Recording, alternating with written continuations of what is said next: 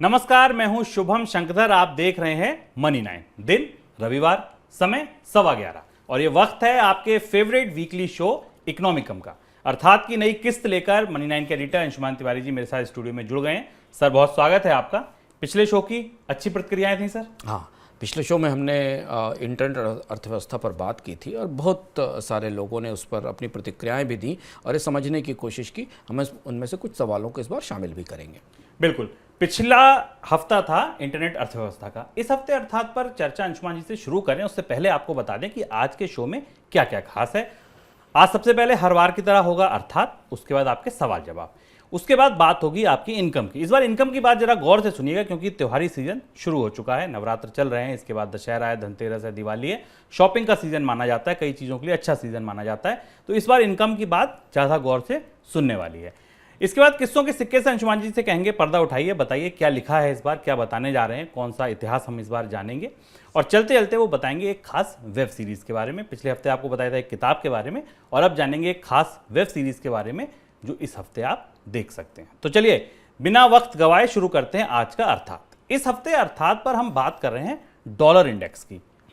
बताने की ज़रूरत नहीं कि क्यों कर रहे हैं। पूरी दुनिया में इस समय अगर किसी करेंसी का डंका बज रहा है तो वो डॉलर है। डॉलर की धमक के आगे इस वक्त दुनिया की मुद्राएं सहमी हुई हैं। आप चाहे पौंड को ले लीजिए, यूरो को ले लीजिए, युआन को ले लीजिए, या अपनी भारतीय करेंसी रुपए को ले लीजिए, डॉलर के मुकाबले सब गिरावट के नए रिकॉर्ड बना रहे हैं। लेकिन अंशुमान जी अर्थात की आज जो बात कर रहे हैं उसमें ये बता रहे हैं कि ये सब कुछ भाई पहली बार नहीं हो रहा है। अगर आपको ऐसा लग रहा है कि ये रिकॉर्ड अब बन रहे हैं, डॉलर इंडेक्स अब इतना चल रहा है, तो ये सब कुछ पहली बार नहीं हो रहा है, ये पहले भी हो चुका है। पहले कब ये घटा था, क्यों घटा था, तब हुआ क्या था, और अब आगे क्या होगा, ये सारे सवाल अब आपके दिमाग में भी एक बार घूम गए होंगे मेरी ये बात सुनते ही। तो आज इन सारे सवालों के जवाब टटोलेंगे, अंशुमान जी से ये जानेंगे कि ऐसा क्यों हुआ था, कब हुआ था। शुरुआत अंशुमान जी अपने अर्थात की ऐसे कर रहे हैं कि जापान में कुछ ऐसा घटा जिससे लंदन से वॉशिंगटन तक की पूरी दुनिया हिल गई। सर, क्या कर दिया ऐसा जापान ने? इस बार हमने अर्थात का जो विषय चुना है वो विषय रुपए और डॉलर के आसपास है, क्योंकि हमारे तरफ से, सरकार की तरफ से, और हमें पता है कि डॉलर की मजबूती के कारण पूरी दुनिया की अर्थव्यवस्थाओं का बुरा हाल है। किस्सा जापान से शुरू होता है।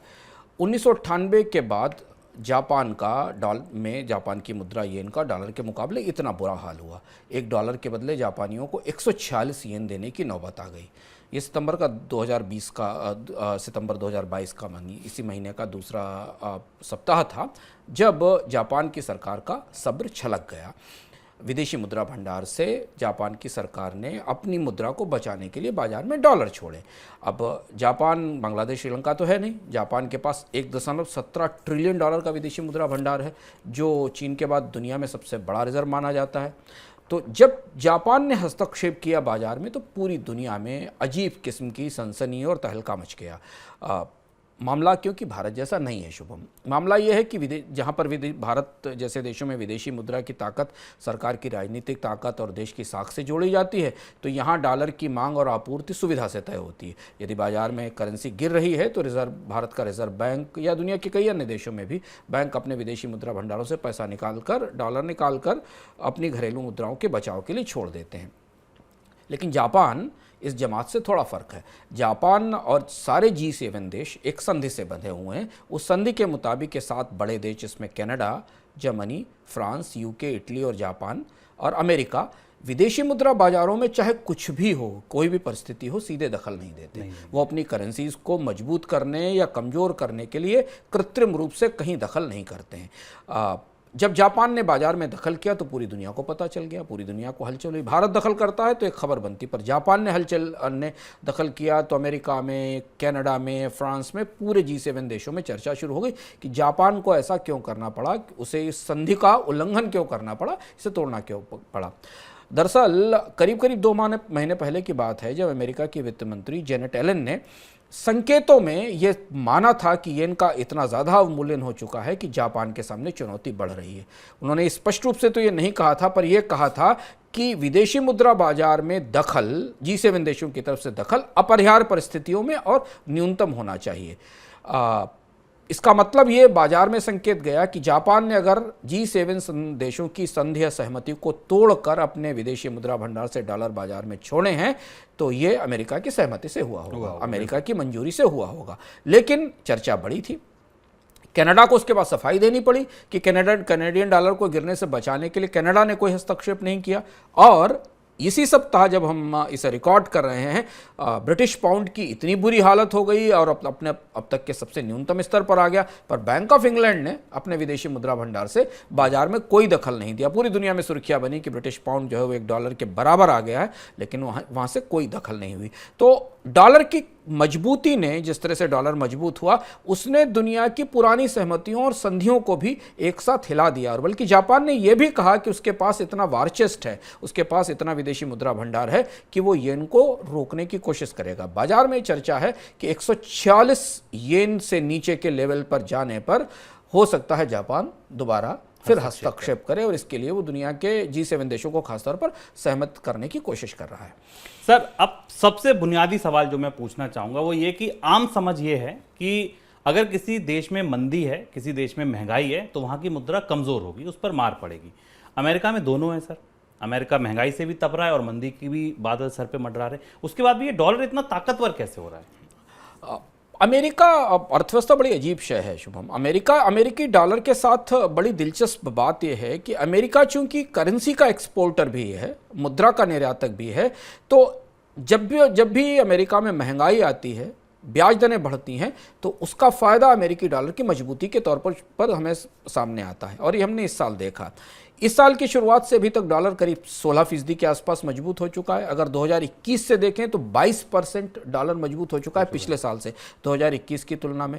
अब जब कोविड आया था तब उसके बाद ही दुनिया में आर्थिक मंदी की और सुस्ती की संभावना बनने लगी थी, और 2021 के बाद से ही हमने देखा कि डॉलर में की कीमतों में बढ़ोतरी दिखाई देने लगी, क्योंकि जब दुनिया में मंदी की संभावना बनती है तो डॉलर में निवेश को और डॉलर प्रतिभूतियों में निवेश को सबसे ज़्यादा सुरक्षित माना जाता है, और डॉलर एक सेफ हेवन करेंसी, जो शब्द हम इस्तेमाल करते हैं, डॉलर एक सेफ हेवन करेंसी हो जाता है। उस बीच में रूस ने यूक्रेन पर हमला कर दिया, और रूस और यूक्रेन युद्ध के कारण बाजार में ज़बरदस्त उतार चढ़ाव हुए। हमने बहुत तेज उतार चढ़ाव देखे, महंगाई और बढ़ी, तो ये तय हो गया कि बाजार में ब्याज दरें बढ़ेंगी। तब तक ब्याज दरें बढ़ने की गुंजाइश बनती दिखाई दे रही थी, पर यह लग रहा था कि शायद फेडरल रिजर्व ब्याज दरों में बढ़ोतरी नहीं करेगा। उससे पहले, यानी रूस और यूक्रेन युद्ध से पहले, जो बाजार में डॉलर की कीमतों में ताकत या मजबूती दिख रही थी, वो संभावित मंदी को देखते हुए या महंगाई को देखते हुए डॉलर की ताकत पर केंद्रित थी। उसके बाद जब फेडरल रिजर्व ने ब्याज दरों में बढ़ोतरी शुरू की, तो अचानक हमने डॉलर इंडेक्स में और डॉलर की कीमत में और डॉलर की ताकत में बढ़ोतरी होते हुए देखी। मंदी का खतरा था, आमतौर पर सोना इसमें चमकता है, पर सोना नहीं चमका, सोना गिरता गया और डॉलर की कीमतें लगातार ऊपर जाती चली गई। अब आज स्थिति यह है कि इस समय पूरी दुनिया में अमेरिकी मुद्रा की और डॉलर की मांग रिकॉर्ड ऊंचाई पर है। दुनिया के हर देश में निवेशक, बाकी सारे लोग डॉलर की डिमांड कर रहे हैं। 2021 तक अमेरिकी फेडरल रिजर्व की तरफ से जितने बॉन्ड जारी हुए थे, उनमें विदेशी निवेशकों का हिस्सा 33% था, जो कि यूरो, ब्रिटिश पाउंड और जापानी येन में जारी जितने बॉन्ड होते हैं उनसे कहीं ज़्यादा है। ये चार्ट आप उसमें देख सकते हैं कि उनके सामूहिक निवेश से भी ज़्यादा है। नकदी के तौर पर भी दुनिया में डॉलर का बड़े पैमाने पर इस्तेमाल होता है। दुनिया में 950 अरब डॉलर के बैंक नोट 2021 में, जब डॉलर ने मजबूत होना शुरू किया था पहली तिमाही में, जहां से हमने डॉलर इंडेक्स में बढ़ोतरी देखी, वहां से लेकर अभी तक उस समय दुनिया में 950 अरब डॉलर के बैंक नोट बाजार में थे। ये बाजार में जितना डॉलर उपलब्ध है उसका 50% है, और इसके साथ महंगाई आई तो इंपोर्ट की कीमत बढ़ी, जिसके कारण डॉलर की मांग बढ़ी। अब यहाँ महत्वपूर्ण बात समझना जरूरी है कि दो वजहों से डॉलर की डिमांड दुनिया में बढ़ रही है। एक ये कि डॉलर की प्रतिभूतियों में निवेश के लिए भी डॉलर चाहिए, अगर आपको डॉलर के बॉन्ड्स खरीदने तो डॉलर की ज़रूरत है, और दूसरा ये कि महंगाई बढ़ने के कारण डॉलर चूंकि ट्रेड और इन्वाइसिंग की करेंसी है, इसलिए ट्रेड में भी उसकी डिमांड लगातार बढ़ती जा रही। और इसलिए इस चार्ट से आप देखिए कि पूरी सारी मुद्राएं, ये चार्ट थोड़ी देर रोकेंगे हम इसे, तो हमें दिखाई देगा कि आप केवल 3-4 मुद्राओं को आप छोड़ दीजिए तो सारी की सारी मुद्राएं गहरे दबाव में। इसमें श्रीलंका सबसे खराब स्थिति में, क्योंकि श्रीलंका डिफॉल्ट है। बांग्लादेश, श्रीलंका जैसे तो इस मुद्रा मूल्यन के तूफान में पूरी तरह डूब ही गए, खेती रहे। श्रीलंका डूब गया, बांग्लादेश संकट में है, क्योंकि 80% एक्सपोर्ट इनवाइसेस दुनिया की, 60% विदेशी मुद्रा बॉन्ड और ग्लोबल बैंक्स की 60% लायबिलिटीज़ डॉलर में डिनोमिनेट होती हैं। और इसलिए इन सारी करेंसीज में अलग अलग स्तर पर इनका डॉलर एक्सपोजर जिस हिसाब का है उस हिसाब से इसमें गिरावट आई। इसमें अर्थव्यवस्था की बुनियादी ताकतों के साथ साथ एक महत्वपूर्ण बात यह भी है कि कौन सा देश डॉलर में कितने कारोबार कर रहा है, अमेरिकी डॉलर निर्यात कर रहा है, उससे निवेश कर रहा है, बॉन्ड में पैसा लगा रखा है, इसके आधार पर निर्धारित होता है। इसलिए चार्ट के हिसाब से सारी मुद्राएं बुरी तरह टूटी हुई हैं। बिल्कुल 15वें-16वें स्थान पर भारत का रुपया भी है इस चार्ट में। सर क्या हो रहा है और क्यों हो रहा है ये बिल्कुल समझ में आ गया। डॉलर इंडेक्स बढ़ रहा है, क्यों बढ़ रहा है ये भी आपने बता दिया, लेकिन आप कह रहे हैं कि ये पहली बार नहीं हो रहा है, तो इससे पहले ये कब हुआ था? हाँ, डॉलर इंडेक्स और डॉलर की मजबूती और भारतीय रुपए को लेकर ये जो संकट है ये क्यों लंबा जारी रह सकता है, इसके लिए मैं थोड़ा इतिहास को समझना बहुत जरूरी है और इसलिए हमें इसमें थोड़ा इतिहास का हिस्सा हमने जोड़ा है। उसकी ज़्यादा ज़रूरत यह है क्योंकि इसका एक अपना कॉन्टेक्स्ट है, इसका अपना इतिहास है और आमतौर पर वित्तीय बाजारों में इतिहास समझना बहुत ज़रूरी होता है। शुभम, पूरी चार्टिंग की पैटर्न भी इतिहास से ड्राइव होते हैं क्योंकि ये कहा जाता है कि इतिहास अपने आप को वित्तीय बाजारों में बार बार दोहराता है और इसलिए खासतौर से डॉलर इंडेक्स के संदर्भ में हमें उस इतिहास को समझना जरूरी है जो दोहराकर पूरी तरह वापस हमारे सामने आया और इससे हम कैसे उभरेंगे, इसके सूत्र भी या कब तक उभरेंगे इसके सूत्र भी इतिहास से ही हमें मिल सकते हैं जो मौजूदा परिस्थिति है। 6 अक्टूबर 1973 का वो वक्त था, उस दिन यहूदियों का सबसे प्रसिद्ध पर्व था यौम किपुर। उसी दौरान अरब देशों में रमज़ान मनाया जा रहा था और उसी समय इजिप्ट और सीरिया ने इजराइल पर हमला कर दिया। ये हमला सिनाई आइलैंड और जो गोलान हाइट्स थी उन पर इजराइल के कब्जे को छुड़ाने के लिए किया गया था। अमेरिका के राष्ट्रपति थे रिचर्ड निक्सन, उन्होंने इजराइल को तत्काल मदद भेजी।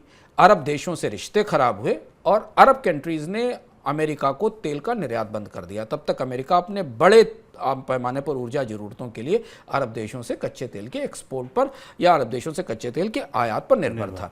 बुरी तरह महंगाई खौल उठी पूरे अमेरिका में। हालांकि ये पाबंदी जिसको कि हम ऑयल एम्बार्गो कहते हैं शुभम, ये 1974 में ख़त्म हो गया मार्च में, लेकिन तब तक कच्चे तेल की कीमत 300% बढ़कर $3 से $12 पर बैरल हो गई थी। उस दौरान की परिस्थिति में 300% की बढ़ोतरी हुई थी। इसके तत्काल बाद ईरान में शाह के खिलाफ बगावत हो गई जिससे कच्चे तेल की कीमतें कम होने के बजाय और ज़्यादा बढ़ गईं क्योंकि ईरान भी बाजार का एक बड़ा सप्लायर था। इस बीच में राष्ट्रपति जिमी कार्टर थे, उन्होंने 1979 में पॉल वोल्कर को फेडरल रिजर्व की कमान सौंपी। वोल्कर के पास ये जिम्मेदारी थी कि अमेरिका की महंगाई जो 1980 में 15% पर पहुंच चुकी थी, हम तो अभी अमेरिका की महंगाई 8-9% पर खड़े हुए हैं, 1980 में महंगाई 15% हो गई थी। वोल्कर के पास ये जिम्मेदारी दी गई कि इस महंगाई को तोड़कर 2 से 3% के सहनीय स्तर पर लाया जाए जो अमेरिका की फेडरल अर्थव्यवस्था में या मौद्रिक अर्थव्यवस्था में महंगाई का सहनीय स्तर है। वोल्कर ने ब्याज दरें बढ़ानी शुरू की, तेजी से ब्याज दरें बढ़ानी शुरू की। 1981 में ब्याज दरें 20% पहुंच गई अमेरिका के बाजार में। यहीं से अमेरिका में डॉलर की मजबूती शुरू हुई और फिर वही हुआ जो हमें आज दिखाई देता है। अमेरिकी डॉलर मजबूत होने लगा। 1979 में डॉलर इंडेक्स 85 अंक पर था जो 1986 में बढ़कर 160 पर पहुंच गया। 1979 से 1986 की इस जर्नी में अमेरिका में महंगाई कम होती गई, महंगाई में कमी आई, ब्याज दरें बढ़ी, फिर ब्याज दरों में भी कमी आई, पर डॉलर की मजबूती और ज़्यादा मजबूत होकर आगे चली गई। लेकिन यहाँ एक बड़ा बदलाव हुआ जो बदलाव आज हमें नहीं दिखता, इस पर हम आगे चर्चा करेंगे। महंगा कर्ज और मजबूत डॉलर के बाद अमेरिका की इकॉनमी मंदी में चली गई।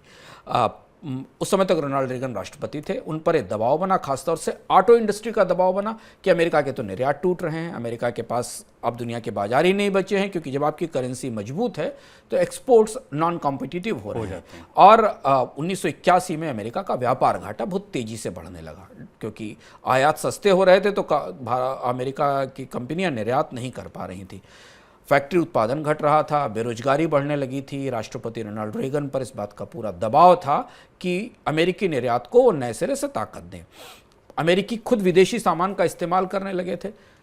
राष्ट्रपति रोनाल्ड रेगन को उस वक्त एक बहुत बड़ा फैसला लेना पड़ा और वो फैसला एक अजीब से अनोखे समझौते के तौर पर दुनिया में सामने आया जिस समझौते के तहत अमेरिकी डॉलर का डिवैल्यूएशन किया गया, अवमूल्यन किया गया जानबूझकर। ऐसा समझौता जिसकी मिसाल पूरी दुनिया में मिलना मुश्किल है। और वो समझौता आज डॉलर की मजबूती, जब डॉलर का इंडेक्स हम आज जब इसे रिकॉर्ड कर रहे हैं, जिस दिन आज बुधवार के दिन 115 के आसपास है और इसके लेवल 116-17 के आसपास जाने के मिल रहे हैं, पूरी दुनिया में लोगों की स्मृतियों में वो पुराना समझौता जो 80 के दशक में हुआ था, वो हमारे सामने 1985 में एग्जैक्टली हुआ था, वो समझौता लोगों के दिमाग में और दुनिया के विशेषज्ञों के दिमाग में वापस लौट रहा है।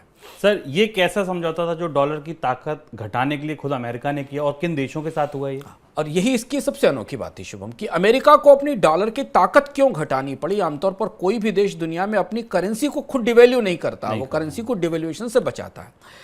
22 सितंबर 1985 का दिन था वो। न्यूयॉर्क का प्लाजा होटल, बहुत हिस्टोरिकल मॉन्यूमेंटल होटल है न्यूयॉर्क का। वहाँ जर्मनी के फिनांस मिनिस्टर गेरहार्ड स्टॉलनबर्ग, ब्रिटेन के finance minister Nigel Lawson, France के इकोनॉमी मिनिस्टर पियरे बर्गोवी और जापान के वित्त मंत्री नोबुरो ताकेशिता ने अमेरिका के वित्त मंत्री जेम्स बेकर के साथ एक समझौता किया।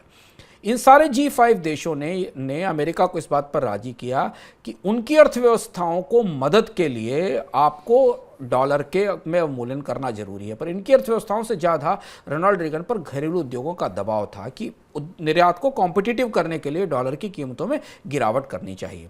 और अमेरिका इसके बाद डॉलर के 50% डिवैल्यूएशन पर, 50% डिवैल्यूएशन पर तैयार हुआ। उस लेवल से डॉलर की कीमत में 50% कमी आई। अमेरिका ने जानबूझकर अपनी करेंसी का अवमूल्यन किया। जापान, फ्रांस, ब्रिटेन और जर्मनी की मुद्राएं जो बुरी तरह टूटी पड़ी थी, जो आज हमें दिख रहा है यूरोप बाकी जगह, वो उतनी ही लगभग 50% बेहतर हो गई। उनके आयात उस हिसाब से सस्ते होने लगे।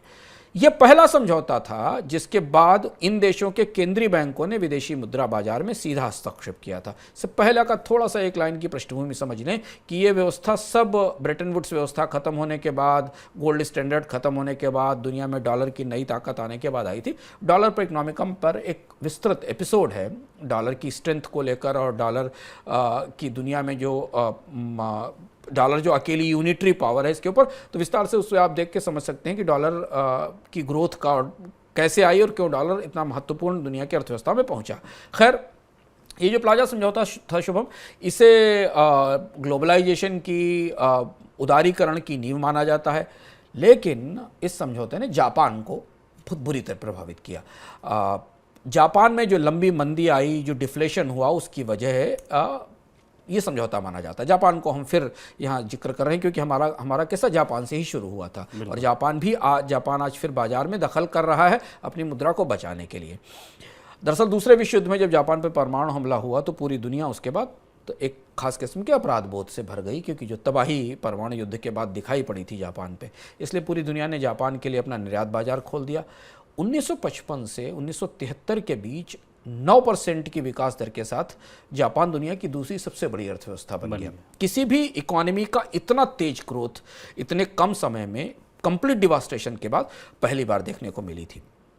मतलब 1990 में जब जापान में मंदी आई, उससे पहले भी जापान की इकोनॉमी 5% की स्पीड से ग्रो कर रही थी।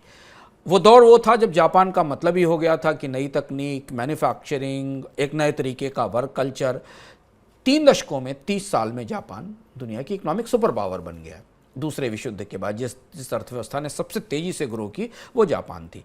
1980 के बीच तक जापान में घरेलू अर्थव्यवस्था में एक थकान आने लगी, क्योंकि तेज ग्रोथ थी तो धीमे धीमे ग्रोथ कम होने लगी। इसी बीच प्लाजा समझौता आ गया। प्लाजा समझौता इस शर्त पर जापान ने किया था कि अगर वो नहीं करता तो उसे अमेरिका के बाजार में पहुंच रखने में मुश्किल आती, और अमेरिका ने अपने बाजार में जापान को जो रियायतें दे रखी थी उनमें कमी आती। तो इसलिए जापान ने इस प्लाजा समझौते पर दस्तखत किए। डॉलर का अवमूल्यन हुआ और येन मजबूत होने लगा। येन की मजबूती से जापान की पूरी इकोनॉमी लड़खड़ा गई। यानी वो जो एक्सपोर्ट ओरिएंटेड ग्रोथ जापान को निर्यात से जो ग्रोथ दूसरे विश्व युद्ध के बाद मिली थी, उस निर्यात की ग्रोथ पर अचानक येन की मजबूती ने बुरी तरह असर डाला। और अब जब एकदम इकोनॉमी स्लो डाउन के मोड में चली गई तो जापान के बैंक ने ब्याज दरों में कमी कर दी। वही तरीका कि आपकी जब इकोनॉमी कमजोर हो रही तो उसे सस्ते कर्ज का विटामिन लगा दिया जाए। बाजार में सस्ती पूंजी आई तो स्टॉक मार्केट में बबल क्रिएट हो गया, क्योंकि वो पूंजी तैर कर स्टॉक मार्केट में पहुंच गई और जापानी स्टॉक मार्केट में जबरदस्त तेजी आई। दूसरी तरफ उसका जो स्पिल ओवर था पूंजी का वो रियल एस्टेट में पहुंच गया, और जापान में वैसे भी रियल एस्टेट बहुत महंगी थी, जापान में रियल एस्टेट की कीमतें बढ़ने लगी। टिपिकल वो जो स्थिति हमने 2008-9-10 में 2007-8-9-10 में यूरोप में और अमेरिका के बाजारों में देखी थी। ये जापान की इकोनॉमी में के मैनेजर्स को और बैंक्स को समझ में आने लगा कि ये तो क्राइसिस बबल क्रिएट हो गया है, और इसे फोड़ने के लिए उन्होंने तुरंत ब्याज दरें बढ़ा दी वापस, तुरंत ब्याज दरों में बढ़ोतरी कर दी, और इसी से सब लड़खड़ा गया, एकदम सारी चीज़ें बैठ गई, संकट घर आ गया। 1998-89 के अंत में जापान का शेयर बाजार टूटने लगा।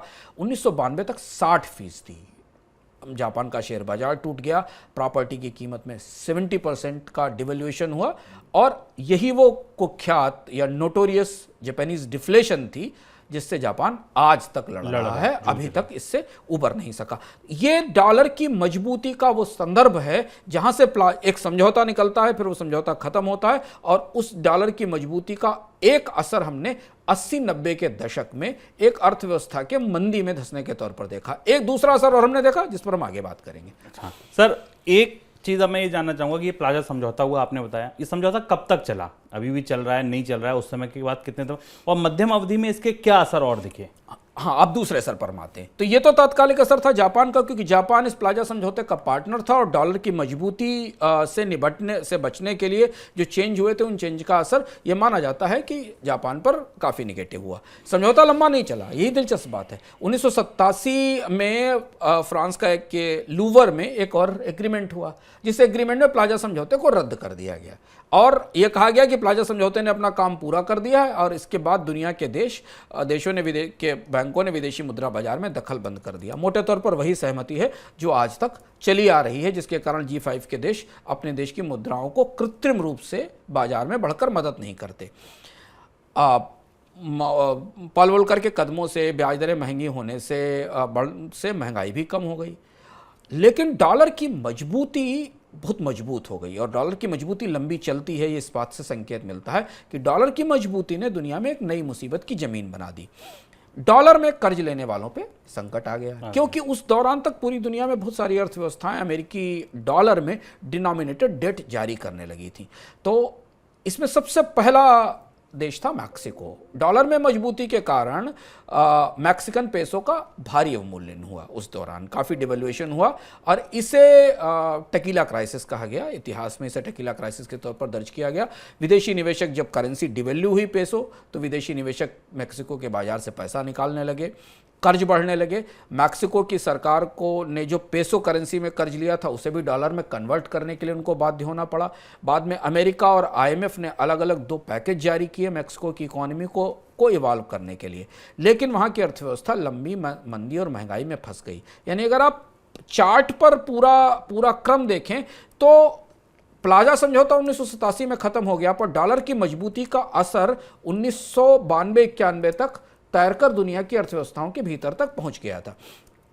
जुलाई 1997 में जो पूर्वी एशिया में थाईलैंड, फिलीपींस और इंडोनेशिया की करेंसी क्राइसिस आई थी, वो भी इसी से निकली थी, क्योंकि तब तक डॉलर इतना मजबूत हो चुका था कि इनकी जो होस्ट करेंसीज थी वहां पर भी मुद्राओं का भारी अवमूल्यन हुआ। वही मुद्राओं का अवमूल्यन आप यहाँ देख रहे हैं, वो चार्ट जो हमने आपको दिखाया था, वो चार्ट हम दोबारा आपको दिखाने की कोशिश करेंगे। मुद्राओं उस दौरान जो मुद्राओं का जिस तरीके का अवमूल्यन हुआ था, लगभग वैसी ही गिरावट अभी इस चार्ट में आपको यहाँ दिखाई दे रही है। हमें याद है कि ईस्ट एशिया की अर्थव्यवस्थाओं के शेयर बाजारों का बुरा हाल हुआ। 1987 में पॉल वोल्कर चले गए, महंगाई खत्म हो गई। अमेरिका में शेयर बाजारों का अमेरिका में फेडरल रिजर्व की कमान एलन ग्रीनस्पन ने संभाली। उन्होंने 1990 से के बाद पूरे एक डिकेड तक अमेरिका में ब्याज दरों में कमी की। तब जाकर 1995 में डॉलर इंडेक्स 81 पर आया। डॉलर इंडेक्स को वापस 90 के नीचे आने में लगभग 1 दशक का समय लग गया। हालांकि इतना समय अभी नहीं लगने की संभावना है, लेकिन डॉलर इंडेक्स की जो यात्रा थी, जो 79-80 से शुरू हुई थी और 160 तक गई, फिर उसको 110-15 तक आई, इस पूरी यात्रा ने पूरी दुनिया के मुद्रा बाजार को उथल पुथल करके एक दूसरी दिशा में पहुंचा दिया। इसी यात्रा के दौरान, डॉलर इंडेक्स की इसी जर्नी के दौरान प्लाजा एकॉर्ड होता है, प्लाजा एकॉर्ड खत्म होता है, जापान की अर्थव्यवस्था संकट में फंसती है, मैक्सिको में टकीला क्राइसिस होती है, ईस्ट एशिया में क्राइसिस होती है, और उसके बाद 1995 में जाकर डॉलर इंडेक्स नीचे आता है, डॉलर कमज़ोर होना शुरू होता है। लेकिन फिर वही बात 1998 में सस्ती पूंजी के कारण .com बबल आना शुरू हो गया की संभावना शुरू हो गई। फेड रिजर्व ने ब्याज दरों में बढ़ोतरी का फिर दौर शुरू कर दिया, क्राइसिस फिर शुरू हो गई। तो डॉलर इंडेक्स 1995 में नीचे आया और 1998 से 2000 के बीच में फेडरल रिजर्व ने ब्याज दरों में 175 बेसिस पॉइंट की बढ़ोतरी की। नवंबर 1991 से जुलाई 2001 के बीच में डॉलर इंडेक्स वापस 117 पे, फिर वापस 117 पे पहुंच गया। वो चार्ट हम आपको इसमें दिखाते हैं, डॉलर इंडेक्स के मूवमेंट का चार्ट हमारे पास स्क्रीन पर है, जो हम आपको अभी दिखा रहे हैं। इस डॉलर इंडेक्स के चार्ट को आप हिस्टोरिकल चार्ट को देखिए, ये मूवमेंट है डॉलर इंडेक्स के चार्ट का। 1975 के पहले से शुरू होता है, जहां ब्रेटन वुड्स का सिस्टम खत्म होता है और गोल्ड स्टैंडर्ड खत्म होता है। और ये वो दौर है जब 160 का दौर है, और उसके बाद डॉलर इंडेक्स फिर वापस वहीं पहुंचता है, फिर उसमें बढ़ोतरी दिखाई देने लगती। तो हम बता रहे थे 1999 से 2000 के बीच में डॉलर इंडेक्स 117 पे पहुंच गया। इसके बाद अमेरिका पे आतंकी हमला होता है और अर्थव्यवस्था को उबारने के लिए फेड रिजर्व फिर ब्याज दरों में कमी शुरू कर देता, और वहां से फिर डॉलर इंडेक्स में कमी आती। अब ये इतना इतिहास चर्चा करने की जरूरत शुभम हमको ये इसलिए पड़ी क्योंकि ये समझना जरूरी है कि डॉलर की मजबूती दुनिया के लिए बहुत विकट परिस्थितियों के बीच में आती है, और डॉलर की मजबूती जब आती है तो वो दुनिया की अर्थव्यवस्थाओं पर बहुत लंबे और बहुत गहरे असर छोड़कर जाती है। और वहीं उसी मुकाम पर हम आकर वापस खड़े हो गए हैं, जहां हमें कहते हैं ना कि इतिहास दोहराता ही नहीं, इतिहास लीप करता है, वापस लौटता है। तो हम सिर्फ अपने पिछले 20-25 साल के इतिहास में अगर देखें तो हमें दिखाई देगा कि डॉलर की मजबूती कितनी बार आई और उसका असर दुनिया की मुद्राओं पर कैसे पड़ा। सर, अब सबसे बड़ा सवाल, अब यहाँ से क्या होगा? क्या फिर से प्लाजा समझौता होगा? क्या फिर ब्याज दरें कब बढ़नी शुरू होंगी? डॉलर इंडेक्स कब नीचे आएगा? ये तमाम सवाल अब एकदम तैरने लगे हैं। अब आप सोचिए, शुभम हमसे सवाल पूछ रहे हैं कि ब्याज दरें बढ़ना कब शुरू होंगी, जबकि बाजार डॉलर इंडेक्स से अगर अपने को अलग कर ले तो यही मांगता है कि ब्याज दरें कब होंगी। तो हम ये चाहते हैं कि ब्याज दरें दुनिया के बाजारों में ब्याज दरों का और डॉलर का हिस्सा का रिश्ता किस तरीके का है। अब हम याद देखें कि शुभम का सवाल है कि प्लाजा समझौता दोबारा हो पाएगा कि नहीं हो पाएगा, पर पहले हम ये दिलचस्प चीज देखें शुभम कि 2018 से डॉलर इंडेक्स बढ़ना शुरू हो गया था। हाँ। अगर आप इस चार्ट को दोबारा देखें, हम दोबारा टीम से कहेंगे कि उस चार्ट को दोबारा दिखाएं स्क्रीन के ऊपर, तो आपको समझ में आएगा कि अगर आप ध्यान से देखें तो 2018 के बाद से डॉलर इंडेक्स में बढ़ोतरी होना शुरू हो गई थी। 2018 में पहली बार इसने 90 से ऊपर का स्तर पार किया। आमतौर पर माना जाता है कि 90 से नीचे अगर डॉलर इंडेक्स है तो वो दुनिया भर के लिए ठीक ठाक है, इस पर दुनिया की सारी करेंसी संतुलित और बेहतर रह सकती हैं। जैसे कि हम कच्चे तेल के लिए कहते हैं ना कि कच्चे तेल की कीमत 60 से 70 डॉलर पर बैरल के आसपास है, तो ये दुनिया के लिए संतुलित है। लेकिन इससे ऊपर जाती है तो कहीं ना कहीं दबाव बनना शुरू होते हैं। डॉलर 80 से 90 का असंतुलित औसत स्तर है। सितंबर 2022 के अंत में जब हम इसको रिकॉर्ड कर रहे हैं तो डॉलर इंडेक्स अपने इतिहास के सबसे ऊंचे स्तर से, जो कि दिसंबर 2001 में आया था, दूसरा सबसे ऊंचा स्तर था 121, पहला तो 160 वाला था जो 1985 में आया था, उससे करीब उसकी तरफ बढ़ रहा है।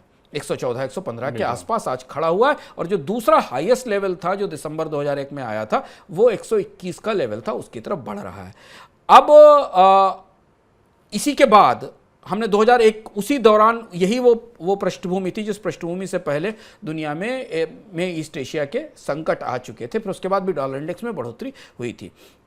विश्व बैंक ने एक बहुत ज़रूरी रिपोर्ट हाल में जारी की है जो कि डॉलर की ताकत के ऊपर है, और उसका कहना यह है कि मौजूदा परिस्थिति में डॉलर की मजबूती दुनिया के कई देशों में मैक्सिकन, इराकी टकीला क्राइसिस या करेंसी क्राइसिस जैसी स्थिति लेकर आ सकती है। श्रीलंका हमारे सामने है, बांग्लादेश हमारे सामने, भूटान की समस्या हमारे सामने है, पाकिस्तान की समस्या हमारे सामने, यहाँ तक कि ईस्ट एशिया की कई सारी करेंसीज का मेल्टडाउन हमें साफ साफ अभी फिलहाल दिखाई दे रहा है। दो तरीके के देश विश्व बैंक कहता है दुनिया में डॉलर की इस जो डॉलर दहाड़ रहा है, जो डॉलर की ताकत है, इससे दो तरह के देश प्रभावित होंगे। एक वो देश हैं जिनके पास विदेशी कर्ज है, वो ज़्यादा खतरे में है क्योंकि उनके कर्ज की कीमत लगातार बढ़ेगी और डॉलर की मजबूती उनकी डेट लायबिलिटीज़ को भी बढ़ाएगी और उनको सॉवरेन डिफॉल्ट की तरफ ले जा सकती है। दूसरी तरफ वो देश हैं जिनके पास विदेशी कर्ज नहीं, लेकिन जिनके पास बहुत ज़्यादा इम्पोर्ट करना पड़ता है, भारत जैसे देश जिन्हें कोयला, तेल और बहुत सारी चीज़ें आयात करनी है, वहाँ पर उनके आयातों की कीमत बढ़ेगी और वो महंगाई को इम्पोर्ट कर रहे होंगे।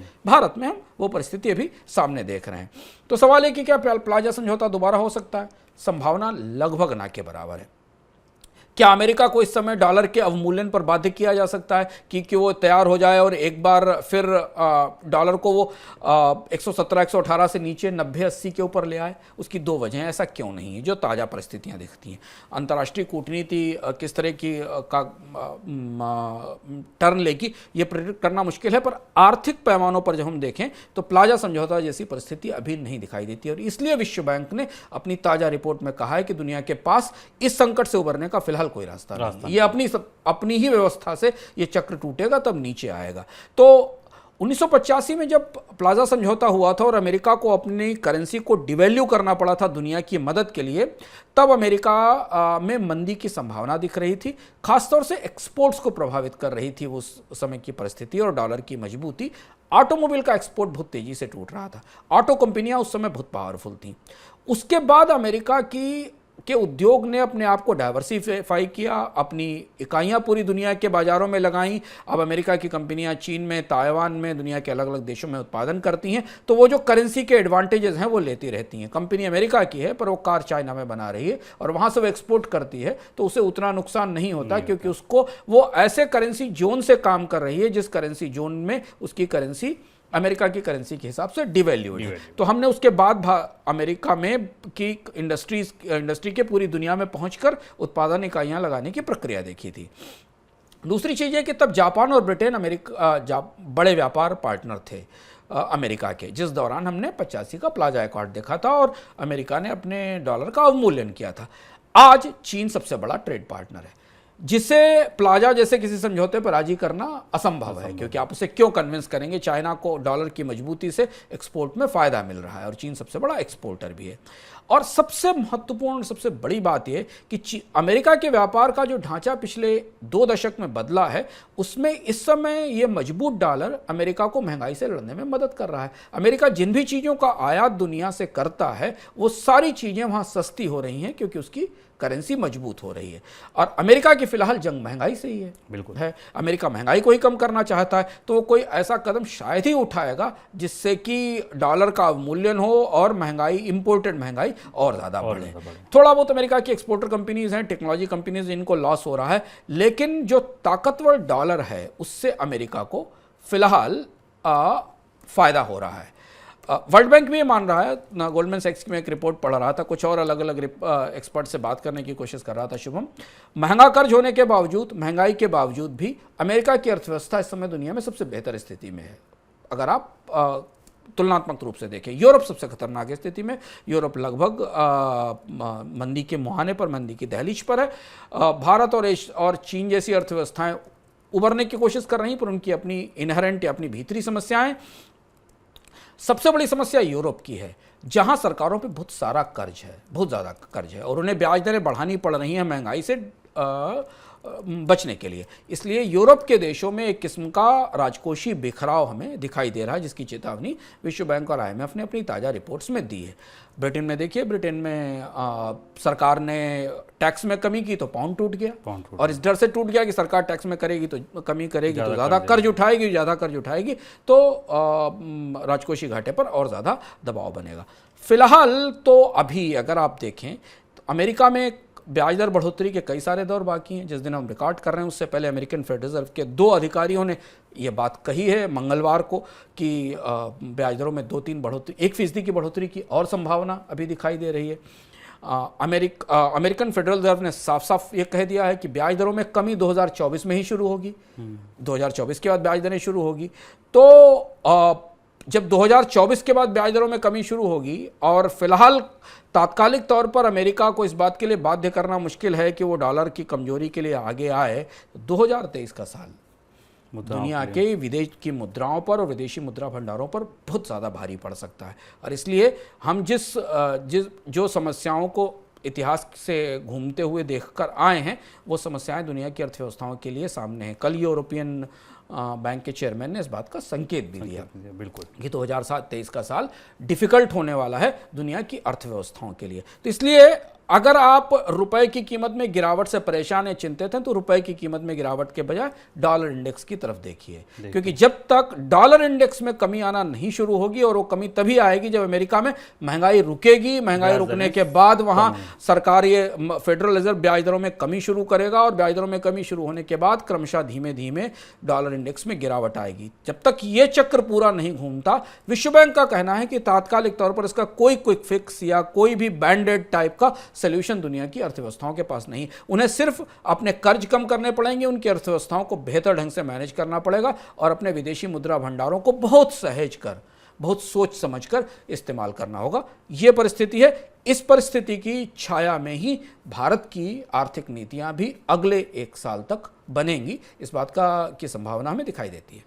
तो 2-3 निष्कर्ष तो मैं भी निकाल सकता हूं अब ये पूरा इकोनॉमिकम सुन के, अंशुमान जी की बात सुन के। आयातित महंगाई जो है वो अभी लंबी चलेगी, क्योंकि रुपया कमज़ोर होगा, सीधी सी बात है।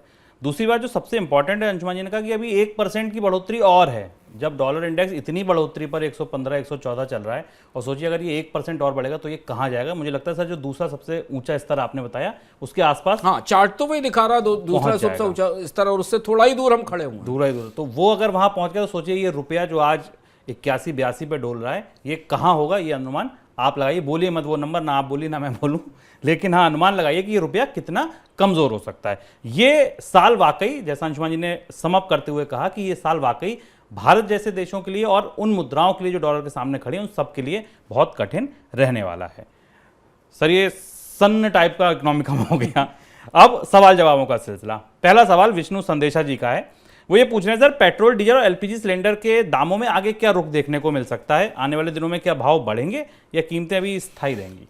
पेट्रोल डीजल की भारत बाजार में कीमतें अंतर्राष्ट्रीय बाजार से ज़्यादा चुनाव के बाजार से प्रभावित होती हैं, और संभावना ये है कि शायद अगर कच्चे तेल की कीमतें थोड़े लंबे समय तक $100 से नीचे रह जाती हैं, $90 के आसपास रह जाती हैं, तो सरकार के पास थोड़ा कुशन अवेलेबल है जिसका इस्तेमाल करके वो कीमतों में थोड़ी कमी कर सकती है। पर कच्चे तेल का बाजार डॉलर के तुलना में, हम डॉलर इंडेक्स पर चर्चा कर रहे हैं, डॉलर इंडेक्स की रोशनी में ही दुनिया में अब सब कुछ देखा जाएगा अगले 1 साल तक। कच्चे तेल की कीमत भी, सोने की कीमत भी, कमोडिटीज़ की कीमत भी।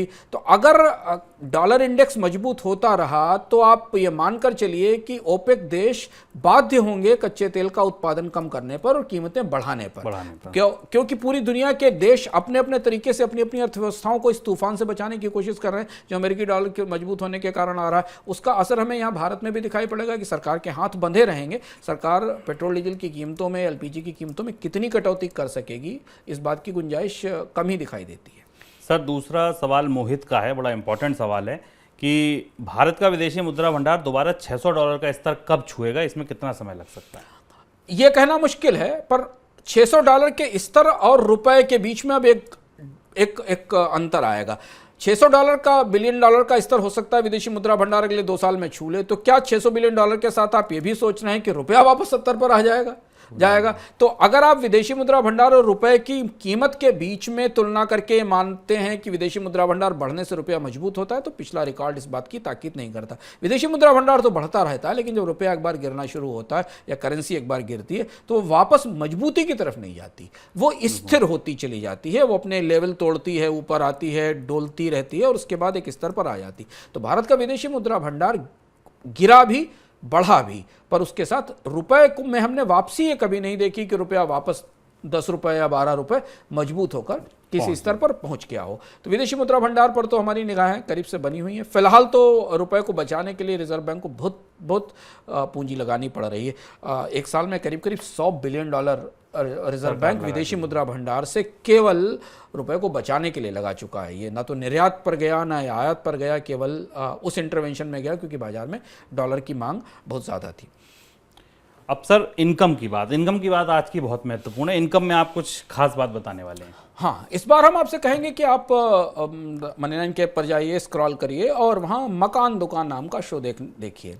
प्रॉपर्टी मार्केट में बहुत सारे घटनाक्रम आपके आसपास हो रहे हैं। महंगे घरों की मांग बढ़ रही है, शॉपिंग मॉल्स में दुकानें खाली पड़ी हुई हैं, मकान बनाने के नए तरीके की चुनौतियां हैं, कर्ज की दर बढ़ रही है। ऐसी सारी परिस्थिति में मकानों को लेकर या प्रॉपर्टी मार्केट में क्या हो रहा है, इसका एक पूरा का पूरा पैकेज आपको हर हफ्ते हम मकान दुकान के शो में दिखाते हैं, जिसमें आपको सिर्फ यही जानकारी नहीं मिलती कि मकान कैसे खरीदें, मकान बनवाने में कौन से हैक्स हैं उनका ध्यान रखें, कैसे मकानों में निवेश करें, कर्ज और टैक्स को लेकर क्या हो रहा, ये सारी चीज़ें एक साथ वहाँ आपको देखने को मिलती हैं। और इस वक्त जबकि प्रॉपर्टी मार्केट में कई तरीके की उथल पुथल है, मकान दुकान देखिए और समझिए कि क्या प्रॉपर्टी में खरीदने का, बनवाने का, निवेश करने का वक्त है या बेचने का। सर, अब किस्सों का सिक्का, वो इस बार कौन सा मुद्दा है?